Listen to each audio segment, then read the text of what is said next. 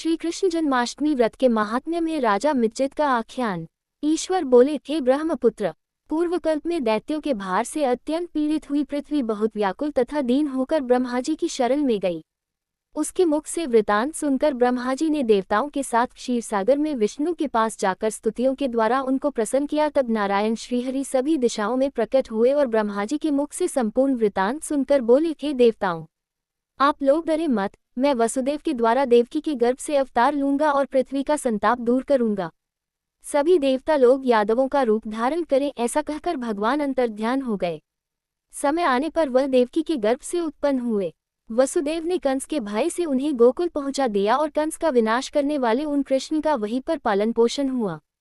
बाद में मथुरा में आकर उन्होंने अनुचरों सहित कंस का वध किया। तब पुरवासियों ने आदरपूर्वक की प्रार्थना की, हे कृष्ण, हे कृष्ण, हे महायोगिन, हे भक्तों को अभय देने वाले, हे देव, हे शरणागत वत्सल, हम शरणागतों की रक्षा कीजिए। हे देव, हम आपसे कुछ निवेदन करते हैं, इसे आप कृपा करके हम लोगों को बताएं। आपके जन्मदिन के कृत्य कोई कहीं भी नहीं जानता, वह सब आपसे जानकर हम सभी लोग उस जन्मदिन पर वर्धापन नामक उत्सव मनाएंगे।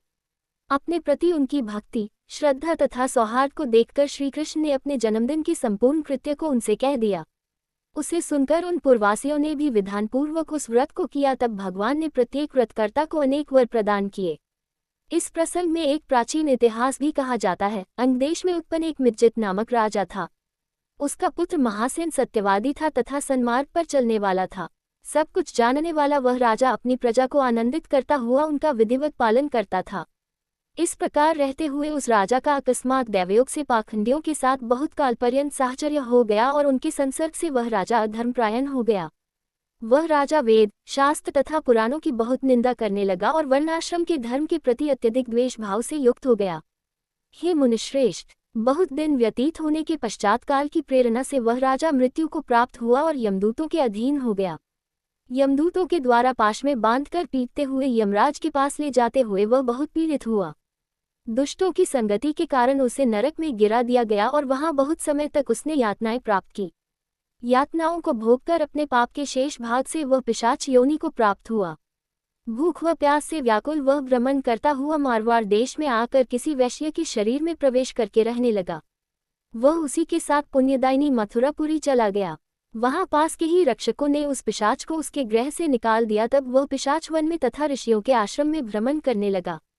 किसी समय दैवयोग से श्री कृष्ण जन्माष्टमी के दिन व्रत करने वाले मुनियों तथा द्विजों के द्वारा महापूजा तथा नाम संकीर्तन आदि के साथ रात्रि जागरण किया जा रहा था।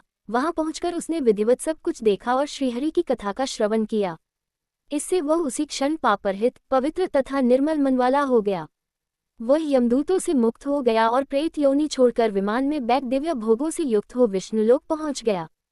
इस प्रकार इस व्रत के प्रभाव से पिशाच योनि को प्राप्त उस राजा को विष्णु का सानिध्य प्राप्त हुआ। तत्वदर्शी मुनियों ने पुराणों में इस शाश्वत तथा सार्वलौकिक व्रत का पूर्ण रूप से वर्णन किया है। सभी कामनाओं को पूर्ण करने वाले इस व्रत को करके मनुष्य सभी वांछित फल प्राप्त करता है।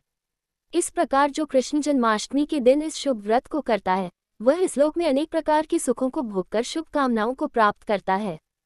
हे ब्रह्मपुत्र, वहां वैकुंठ में 1,00,000 वर्ष तक देव विमान में आसीन होकर नानाविध सुखों का उपभोग करके अवशिष्ट पुण्य के कारण इस लोक में आकर सभी ऐश्वर्यों से समृद्ध तथा सभी अशुभों से रहित होकर महाराजाओं के कुल में उत्पन्न होता है। वह कामदेव के समान स्वरूप वाला होता है। जिस स्थान पर कृष्ण जन्मोत्सव की उत्सव विधि लिखी हो अथवा सभी सौंदर्य से युक्त श्री कृष्ण जन्मसामग्री किसी दूसरे को अर्पित की गई हो अथवा उत्सव पूर्वक अनुष्ठित व्रतों से विश्व सृष्टा श्री कृष्ण की पूजा की जाती हो, वहां शत्रुओं का भय कभी नहीं होता है। उस स्थान पर मेघ व्यक्ति की इच्छा करने मात्र से वृष्टि करता है और प्राकृतिक आपदाओं से भी कोई भय नहीं होता। जिस घर में कोई देव की पुत्र श्री कृष्ण के चरित्र की पूजा करता है, वह घर सब प्रकार से समृद्ध रहता है और वहां भूत प्रेत आदि बाधाओं का भय नहीं होता है। जो मनुष्य किसी के साथ में भी शांत होकर इस व्रतोत्सव का दर्शन कर लेता है, वह भी पाप से मुक्त होकर श्रीहरि के धाम जाता है। इस प्रकार श्री स्कंद पुराण के अंतर्गत ईश्वर सनत कुमार संवाद में श्रावण मास महात्म्य में जन्माष्टमी व्रत कथन नामक 24वां अध्याय पूर्ण हुआ।